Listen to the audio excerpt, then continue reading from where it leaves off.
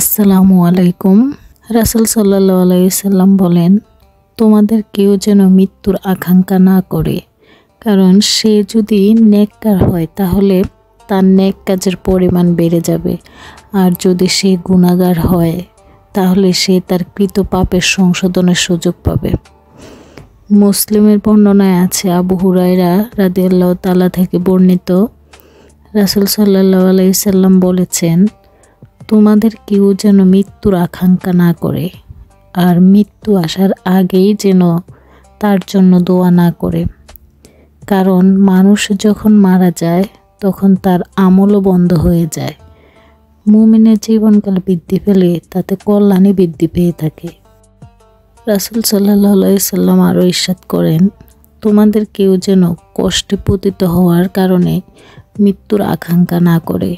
যদি সে বলতে একান্তই বাধ্য হয় তাহলে যেন সে এভাবে বলে, হে আল্লাহ, আমাকে সেই সময় পর্যন্ত জীবিত রাখুন যতক্ষণ পর্যন্ত জীবন আমার জন্য কল্যাণকর হয়, আর আমাকে মৃত্যু দান করুন যখন মৃত্যু আমার জন্য কল্যাণকর হয়।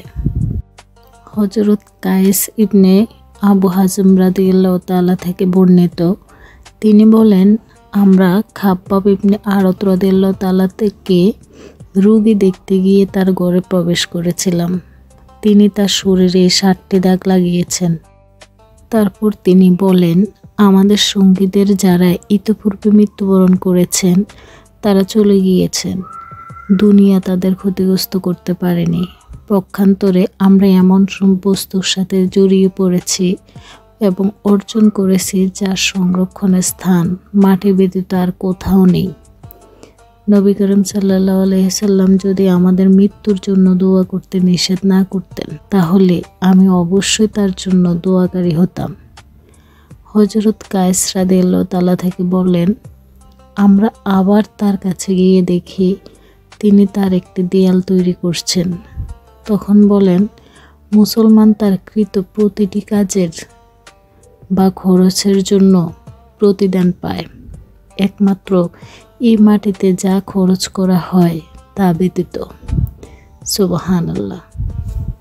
দুঃখ কষ্টের কারণে মৃত্যু কামনা করা মাকরুহ, আর দিনের মধ্যে ফিতনার আশঙ্কায় তা কামনা করা জায়েজ আছে। তো অবশ্যই দুঃখ কষ্টের কারণে আমরা কেউ মৃত্যু কামনা করব না। নিশ্চয়ই এটা একটা গুনার কাজ। আমরা এ থেকে সর্বদা দূরে থাকব ইনশাআল্লাহ।